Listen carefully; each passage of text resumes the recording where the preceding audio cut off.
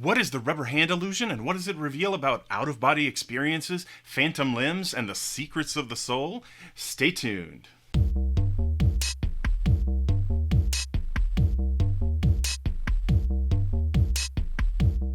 Stop everything and get yourself to the empty husk of a store you used to like that is now possessed by the spirit of Halloween, so you can find yourself some severed limbs. It's October, and it's the perfect time of year to buy a rubber hand. I've tried to buy them at other times of the year, but they're all posed like this for some reason.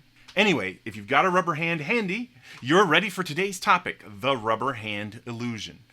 But it turns out the illusion is just the tip of the iceberg for some surprising and creepy truths about how our brain works. For this experiment, we need 5 things: a participant, a rubber hand, a hammer, 2 small paint brushes, and some sort of divider to block the participant's view. What we're going to do is take a rubber hand, place it in a shirt sleeve, and put it in front of someone as though it was their hand. We're going to place their actual hand just out of view so that we can access it, but they can't see it. That way it looks like the rubber hand is their hand. Now, we'll start gently brushing the fingers of their real hand with a paintbrush, while also brushing the fingers of the fake hand in the same places with the other paintbrush. What this does is it provides 2 sources of feedback to the brain: the touch feedback from the real hand and the visual feedback from the fake hand. This creates a puzzle for the brain, since usually the tactile and visual feedback match up. After a few minutes, the brain combines these 2 sources of feedback together, giving the illusion that the fake hand is their real hand. The participant has adopted the fake hand as part of their body. You can prove this by grabbing the hammer and giving the rubber hand a good smash. Typically, the person will jump and have a spike of fear as though you had smashed their actual hand, which we can measure with biometric signals like skin conductance response. First described by Botvinnik and Cohen in 1998, the rubber hand illusion, or RHI, has become a standard procedure for researchers exploring body representations. Since then, there have been dozens of studies on RHI, exploring everything from brain circuitry and biological changes that happen after you smash, to the limits of how and when the illusion can be produced. Now that's interesting by itself, but as it turns out, the rubber hand illusion is just one of many experiments that explores a cognitive process called embodiment. Embodiment is how your brain understands and maps to you, or your experience of you, onto your body. The research on embodiment is absolutely fascinating. For example, take the 2011 paper called Being Barbie: The Size of One's Own Body Determines the Perceived Size of the World. In this study, they took participants and had them wear special goggles with computer screens inside, kind of like VR goggles, and then they would use cameras to pipe in the visual information the researchers wanted. They would have the person lay down, and then they would position the cameras over the body of a doll. Like in the RHI, they would touch the doll and the person's real body with soft probes to trick the brain into adopting the doll body as the person's own. They could basically implant the person in a tiny Barbie body, or they can make them feel like they were in the body of a giant. Participants, while in a small body, perceived objects in the world as larger and farther away, whereas in a large body, they perceive the same objects as smaller and closer. So this suggests that the size of our bodies impacts the way we view the world. One of these same researchers, Henrik Ehrson, had just a few years earlier shown that he could induce out-of-body experiences in a lab setting. And they used a similar technique.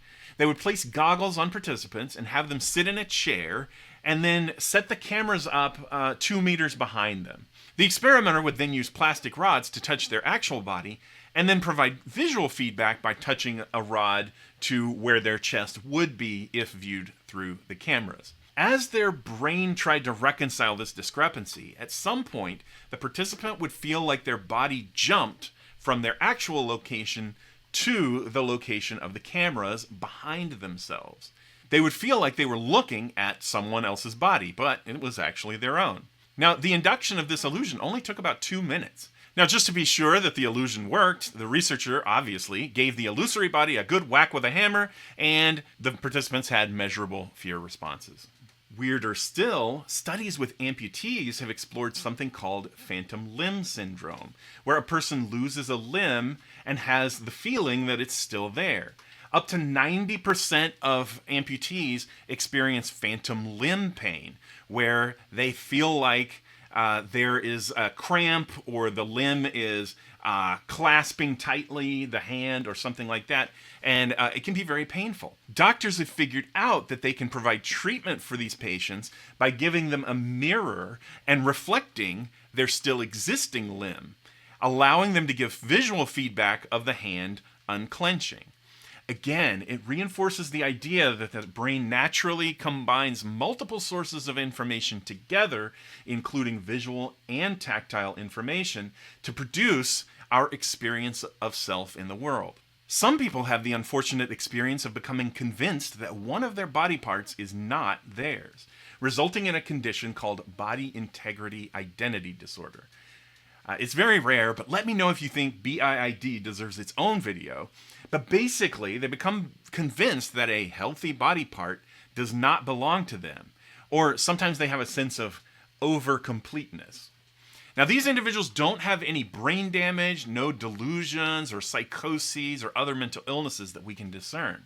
And the only treatment that has been shown to be effective so far is the amputation of the alienated limb, after which patients report overall positive mental health outcomes and report lower feelings of disability. Obviously, this has led to ethical discussions about whether it's okay for doctors to remove an otherwise healthy leg from a patient, or whether the focus should be on fixing the feelings of alienation.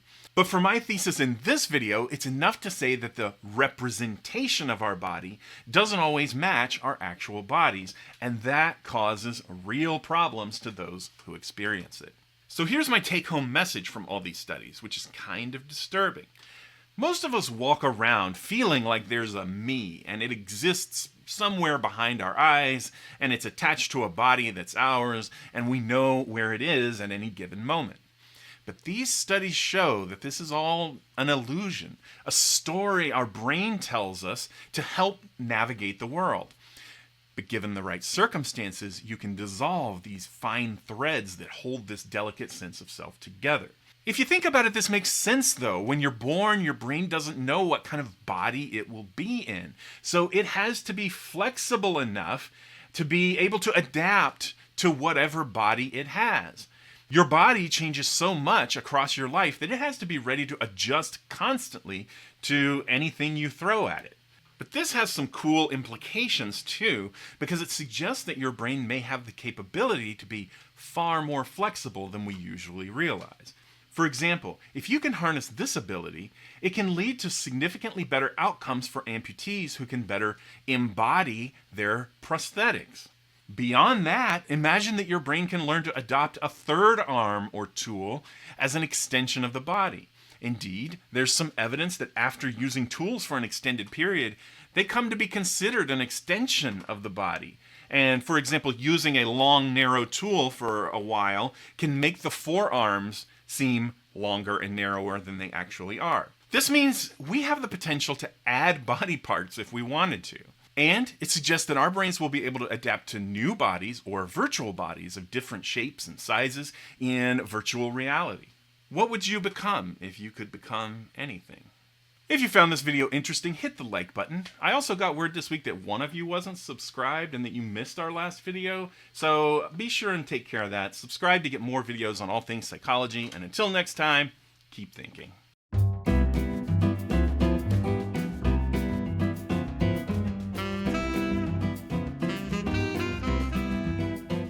Honestly, I think the scariest part of this video was the late stage capitalism. Nice try, you can't scare me.